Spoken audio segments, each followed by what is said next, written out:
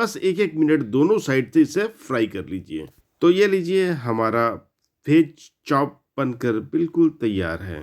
ये हमारा vegetable chop सर्व करने के लिए बिल्कुल तैयार है। सर्दियों के मौसम में गरम गरम चाय के साथ इससे बढ़िया स्नैक्स कोई हो ही नहीं सकता। वेज चॉप विशेष रूप से बीट रूट के साथ मिक्स सब्जियों को मिलाकर बनाया जाने वाला एक पारंपरिक, एक अनोखा बंगाली रेसिपी है।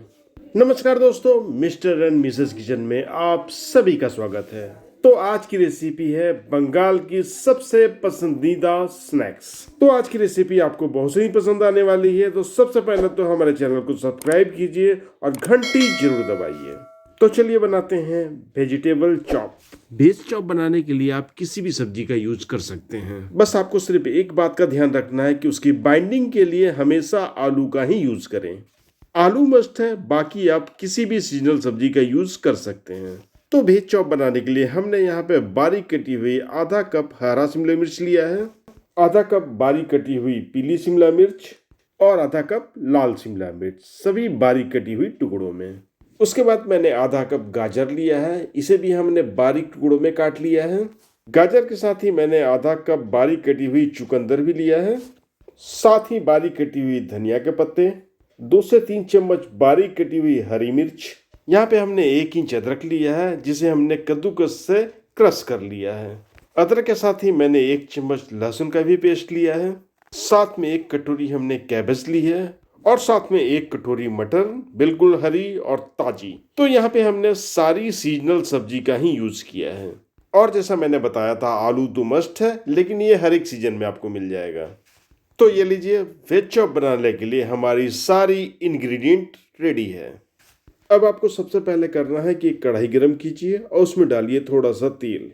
और जब तेल पूरी तरह से गर्म हो जाए तब आप उसमें डाल दीजिए लहसुन, अदरक और चॉप की हुई हरी मिर्च।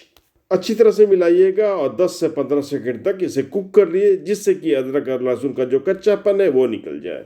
अब आप इसमें डाल दीजिए कटा हुआ शिमला मिर्च, लाल, पीली, हरी और साथ में ही कटा हुआ गाजर भी।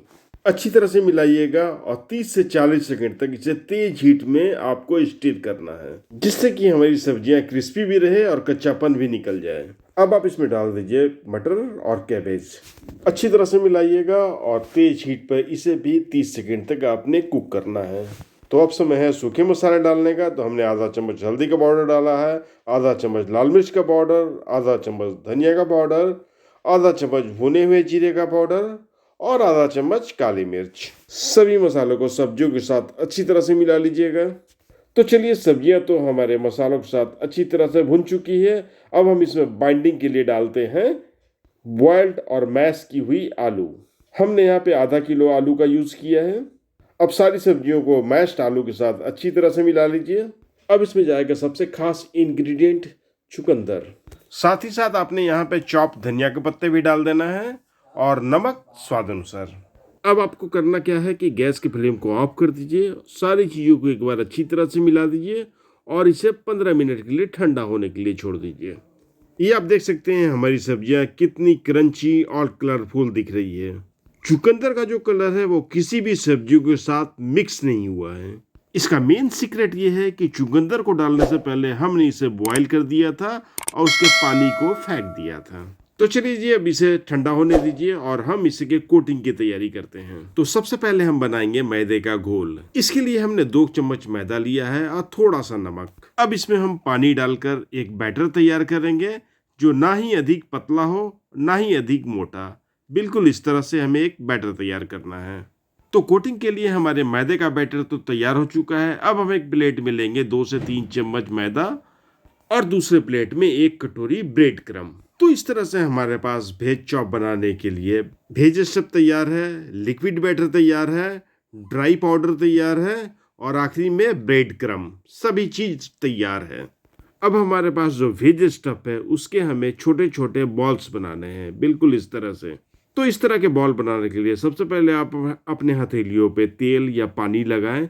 अब छोटे से पोर्शन को उठाकर हाथों से इस तरह से घुमाएं। इस तरह से हमारा ये गोल बॉल बनकर तैयार हो जाएगा।